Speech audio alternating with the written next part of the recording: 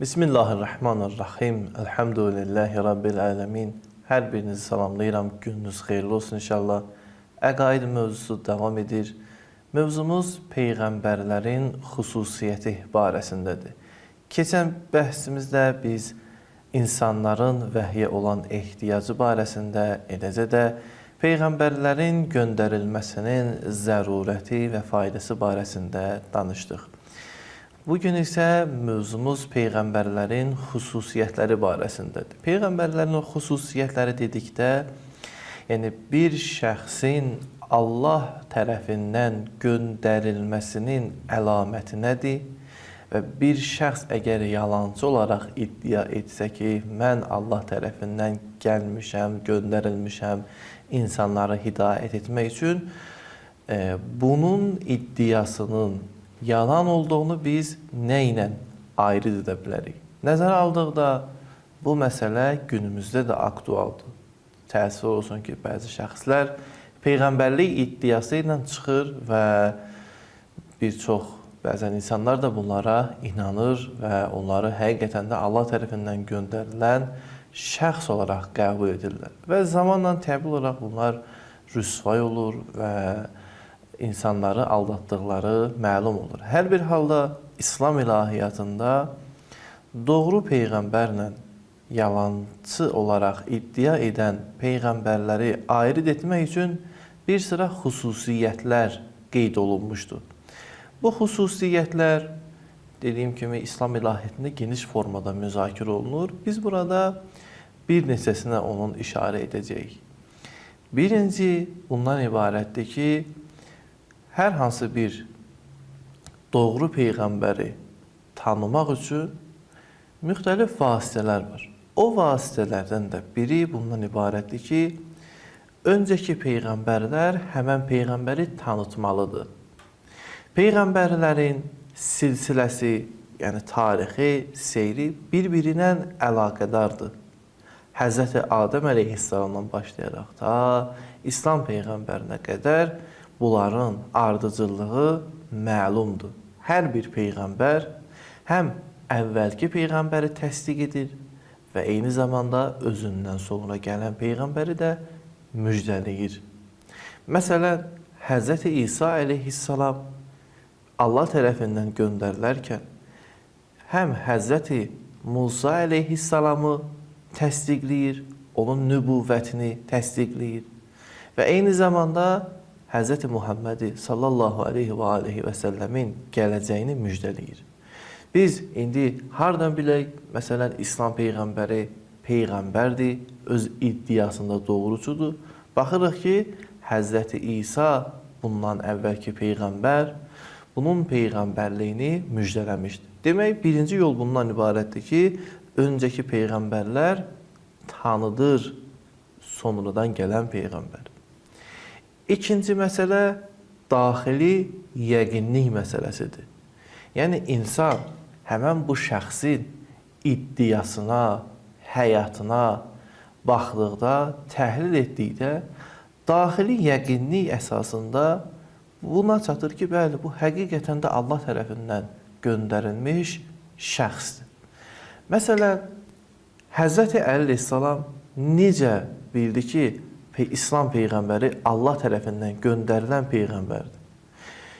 Buna hər hansı bir möcüzə göstərmədi. Bəlkə Həzrəti əleyhissalamın daxili yəqinliyi bu şəxsin, yəni Həzrəti peyğəmbərin Allah tərəfindən göndərilən peyğəmbər olduğunu təsdiqlədi. Eyni ilə Xədicə xanım da, Həzrəti Xədicə də daxili yəqinlik vasitəsi ilə peyğəmbərin peyğəmbərinə etiqad etdi.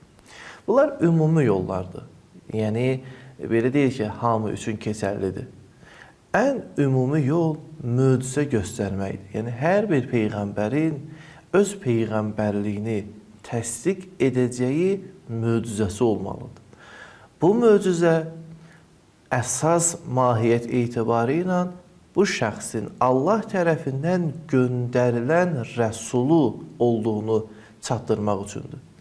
Möcüzənin tərifində ona görə buyurublar ki, möcüzə Allahın iradəsi ilə nübüvvət iddiası edən bir şəxsdən baş verən və həmin şəxsin iddiasının doğruluğunu göstərən insanın adi güc və qabiliyyəti ilə mümkün olmayan xariqül-adə, yəni fövqəltəbii hadisələrə deyilir. Bu cür hadisələr yalnız Allahın izni ilə baş verir və Peyğəmbərin Allah tərəfindən göndərildiyini təsdiqləyən bir dəlil kimi çıxış edir.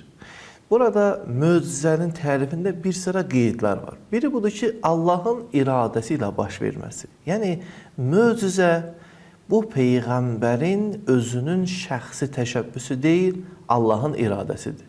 Yəni, məsələn, Həzrəti İsa əleyhissalam əgər ölüləri dirildirsə, bu Həzrəti İsa əleyhissalamın şəxsi iradəsi deyil, bəlkə Allahın iradəsi ilə baş verir. Bu ikinci məsələ nübüvvət iddiası ilə bağlı olması. Yəni, bu möcüzəni göstərir ki, mən Peyğəmbərəm, mənim Peyğəmbərliyimi qəbul edin. Demək, əgər nübüvvət iddiası ilə olmasa, bu, məsələn, biz deyirik ki, kəramət, yəni imamlardan olan hər hansı bir möcüzə biz gördükdə. Çünki nübüvvət iddiası etmir, buna deyirlər kəramət. Üçüncü qeyd bundan ibarətdir ki, xariqül-adə və qeyri-təlimi olması. Möcüzə insanların elm, təcrübə və ya təlim yolu ilə qazandıqları məsələ deyil.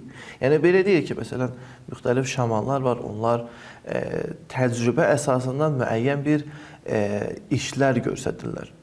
Ya sehirbazlar. Möcüzə belə deyil. Möcüzə aniden hər bir işdə möcüzə göstərməyə deyilir.